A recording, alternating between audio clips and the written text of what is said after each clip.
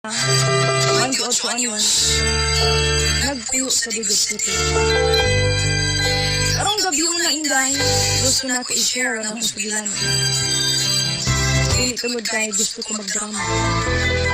Hindi tungod kay gusto na ko mawala na yung musunod sa akong dautang binuhatan sa una. Okay ra nga i-judge ko sa uban, tungod kay nakahibalo ko sa akong nahimong kalapasan. Nagsugod ang tanan, yadong high school pa ko. Tungod kay nag-ilusarang anak, gipangga jud ko pag-ayos sa akong inahan, na si Nanay Rosa. Si Nanay, usa lang katagalaba, o tigbaligya og puto sa merkado inday. Ang aking amahan, sayo nga ni kaliwan tungod sa sakit.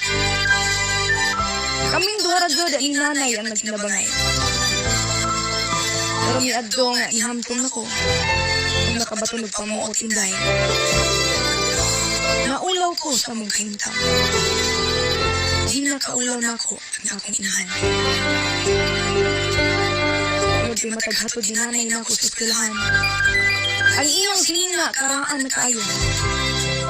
Ang iyang tsinelas nipis na kaayo. O ang iyang mga kamot permi nga basa o kunot tungod sa pagpanaba. Ginakumpara ko siya sa ginikanan sa akong mga classmate na adinahan hintay-hintay. Gusto ko mo fit in sa mga dato nga barkada o makasabay sa akong unsay naa sa ilaha. Hangtod nga niabot ang higayon, nakapasar ko sa college sa Davao. Ihangyo ako sa akong inahan. Dito ako muspela. Bisan likod, hiingon si Nanay. Sige na, suportahan kita. Sulod sa upat ka tuig, panagsara ko maulit sa Digos hintay-hintay. Kung ulit man gani ko, mangayo ra kong kwarta sa akong inahan. Dili ko gusto makigistorya sa akong inahan. Kaya adtong panahon na hintay-hintay. Mura ko gluoron sa iyang baho.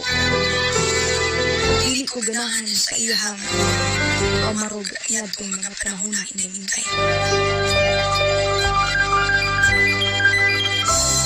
Sa kaadlaw ni Ana, iabot ang akong graduation.